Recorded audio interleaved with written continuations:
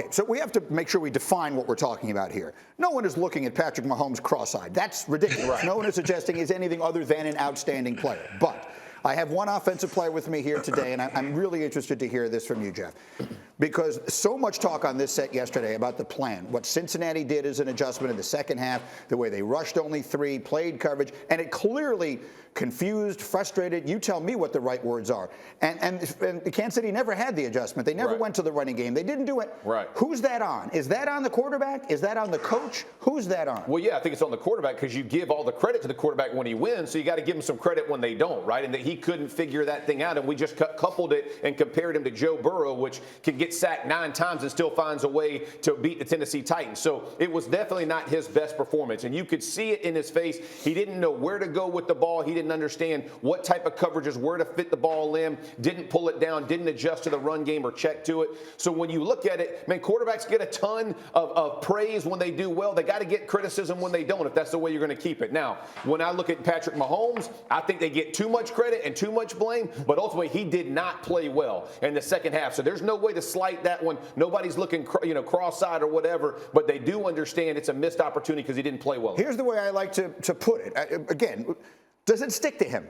Yes. Go back over the great quarterbacks, the people whose names we like to mention his name with, and find me that game. Find me the game where Joe Montana had an 18-point lead at home in the second quarter and winds up losing in a championship game. They don't exist very often. Yeah, let me just say this. I remember playing with Peyton Manning, and they do stick. This is a missed opportunity because you do assign poor performances by quarterbacks in the play to them, and they're looking, and they question people, right? And it doesn't matter how fast you start, you continue to play, and it doesn't work out. They do stick to you. And that's why, Dominique, I can see from your face you don't like the direction I'm going. You're saying this does not stick to him at all?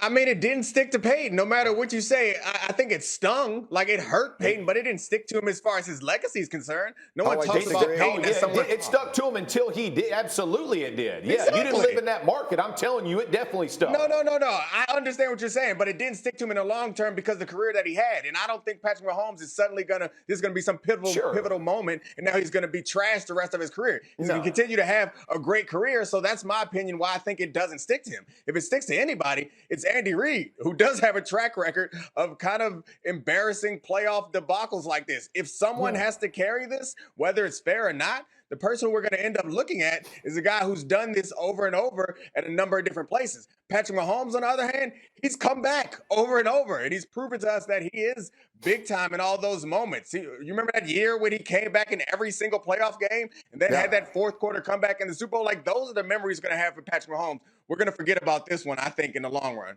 Marcus, that's the good question. Does this one stick to Mahomes or does it stick to the coach? It's going to stick to Mahomes, and it's going to stick to Mahomes because Mahomes considers himself great, as humble as these guys try to be. And for him to look like he looked in the second half compared to the first half, and I understand what Foxy and Jeff were saying. Like, both things can be true when it comes to overall long term and then what we're talking about now. The expectation for Patrick Mahomes in the second half of that game was to put Cincinnati lights out. I'm sure that's what he expected. That's what I expected. That's what the fans, everybody watching the game thought that was the trajectory that this game was on. And for him to come out, and not only about the play, fellas, he looked like a rookie. Yeah. He looked like he could not figure out what was happening. So a part of that with Mahomes, but then I got to go to the sideline to Eric Bieniemy and Andy Reid. And Jeff, I know but this was the situation where you run the damn football, man. Amen. You see him, if you watching what we watching, you see Patrick Mahomes confused in coverage. Yes. You see him not knowing where to go with the football. Cincinnati is playing him like a basketball team. That's literally up front. They were like, everybody just spread out, stay in front, don't allow him to scramble.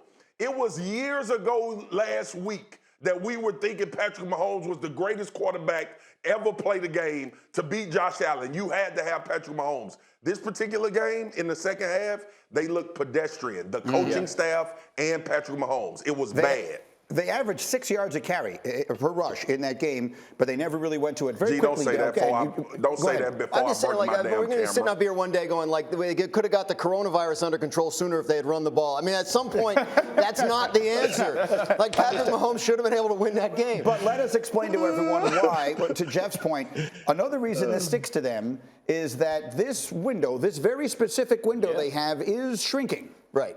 And that's the problem, right? Like, the contract was done, the Mahomes contract was done in a way that made it extremely team-friendly in the early years. His cap numbers will go up. And yes, they can constantly restructure and float that down, but that's just going to make the future cap numbers bigger, make it harder to win. The whole point was get guys like Chris Jones and all these other guys under contract. So you missed this opportunity early on. And I mean, like, I get what Dominique is saying. Like, no one's going to say, like, there's something wrong with Patrick Mahomes, but just look 10 years down the road. Look at what we're saying about Aaron Rodgers, who won the Super Bowl 11 years ago and not since. Well, was that a wasted career? Should he have done better? If that ends up being Mahomes, then yes, we're going to have these conversations, and we're going to talk about missed opportunities in the playoffs. Yeah. Thank you for watching ESPN on YouTube. For live streaming sports and premium content, subscribe to ESPN+.